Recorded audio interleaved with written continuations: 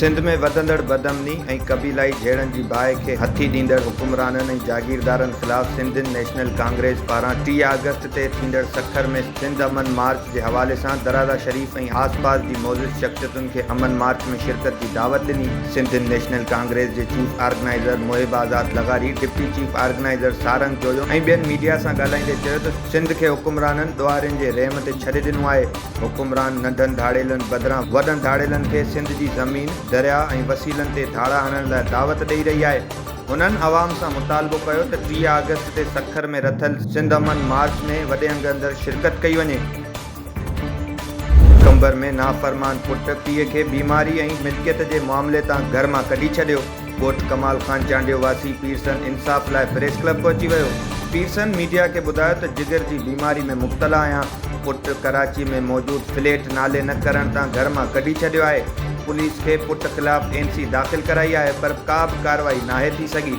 हुन एसएसपी कंबर खां मुतालबो कयो त नाफ़रमान पुट ख़िलाफ़ कार्रवाई करे इंसाफ़ ॾिनो वञे। गाज़ी अहमद में तेज़ रफ़्तार मुसाफ़िर वैन जो मोटरसाइकिल सां टक्कर थी पियो। टक्कर जे नतीजे में मोटरसाइकिल सवार फोत थी वियो।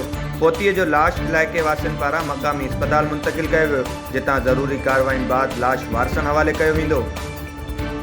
मीरपुर माथेलो में डिप्टी कमिश्नर मंज़ूर अहमद पुनरानी पारां गवर्नमेंट हायर सेकेंडरी स्कूल ऐं लाइब्रेरी जो दौरो कयो वियो। उन मौक़े ते स्कूल जे प्रिंसिपल ग़ुलाम सरवर खोखर ऐं ॿियनि अमलदारनि खे हिदायत जारी कंदे चयो त शागिर्दनि जी दाख़िला खे वधाइण लाइ किरदारु अदा कयो वञे। स्कूल में वणकारी मुहिम करे स्कूल खे सरसब्ज़ ऐं बहितरीन बणायो वञे, जॾहिं त फर्नीचर ऐं बुनियादी समूरनि मसइलनि बाबति तफ़सीली रिपोर्ट जमा करायो त मसइलनि खे हल करण लाइ कोशिश कई वञे। कंडियारो भरिसां ॻोठ साले राजपर वासियुनि पारां बासरनि जे ज़ुल्म ख़िलाफ़ एहतजाजी मुज़ाहिरो कयो वियो। उन मौक़े ते ॻोठाणे ग़ुलाम कादिर, मोहम्मद ख़ान ऐं ॿियनि चयो त ॻोठ जे बासरनि ॻोठ जे हिक रस्ते ते खॾो खोटराए रस्तो बंदि करे छॾियो आहे, जंहिं सबबि अचण वञण में सख़्तु परेशानी थी रही आहे। हुननि इंतिज़ामिया खां मुतालबो कयो त बासरनि ख़िलाफ़ नोटिस वठी रस्तो अचण वञण लाइ बहाल कयो वञे।